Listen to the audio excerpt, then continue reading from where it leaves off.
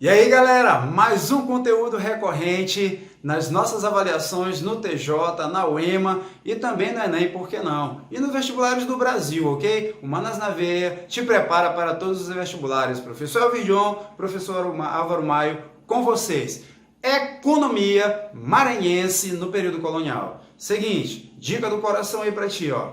Essa economia maranhense está dividida em dois momentos, tá? Dois momentos. 1615, que é quando começa a colonização portuguesa após a expulsão dos franceses, até o meio do século XVIII, 1750, que é quando Marquês de Pombal assume. 55, ele cria a Companhia de Comércio de Grão-Pará e Maranhão. Grão-Pará e Maranhão. Antes disso, ok? Antes disso, lá atrás nós tivemos o Estanco Real, 1678. Esse estanco monopólio real não deu certo. Então a coroa de Portugal decidiu entregar a uma empresa privada chamada de Companhia de Comércio de Maranhão e Grão-Pará. Maranhão e Grão-Pará, ok? Aí a DT, a economia, o monopólio da economia, mercantilismo da colônia por 20 anos. Não esquece, tá? Por 20 anos. Do Estado colonial do Maranhão por 20 anos. Trazendo para cá mercadorias de boa qualidade, a preços, pesos e medidas pré-estabelecidos, ok?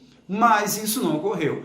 Escravos africanos, também a média de 500 por ano, uma vez que a região, a elite local, dependia da mão de obra nativa e tinha um conflito constante com os inacianos jesuítas. Ó, a Companhia de Comércio ela se mostrou negligente, não deu certo. O que levantou uma revolta, que é chamada Revolta de Beckman. Mas a gente não está aqui para falar dela, isso é coisa para frente. Pessoal, a economia era de subsistência.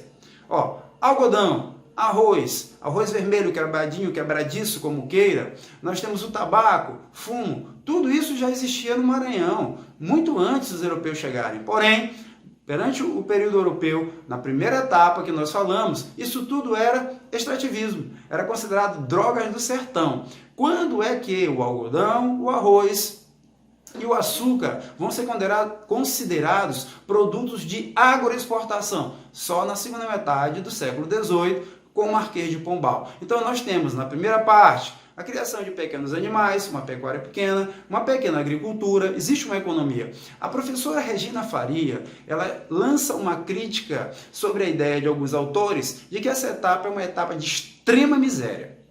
Um navio só visitando os portos do Maranhão. Ela diz, calma, é certo que nós temos uma pobreza, mas uma extrema miséria não seria o correto. Isso aí já é uma discussão teórica entre os autores da minha grande mestra, a doutora professora Regina Faria. Perfeito? Ok? Então, retomando, primeira fase, subsistência, pouquíssima exportação, sem moeda metálica, de ouro, de prata. A moeda eram os tecidos, a moeda eram os rolos de panos que eram trocados. Por isso, até certo ponto, foi proibido exportar algodão, foi proibido fabricar a cachaça para que pudesse ter cana-de-açúcar para se fazer o açúcar. Entenderam?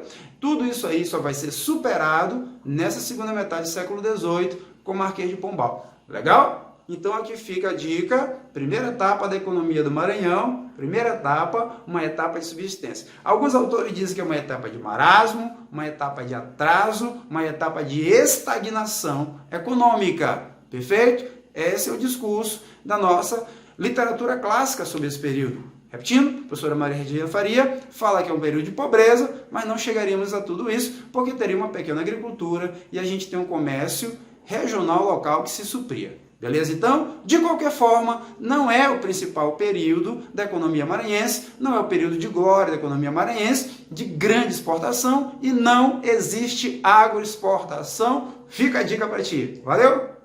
Vamos lá, vamos seguir o curso. Agora aqui a gente pode entrar em economia da segunda fase do nosso período colonial.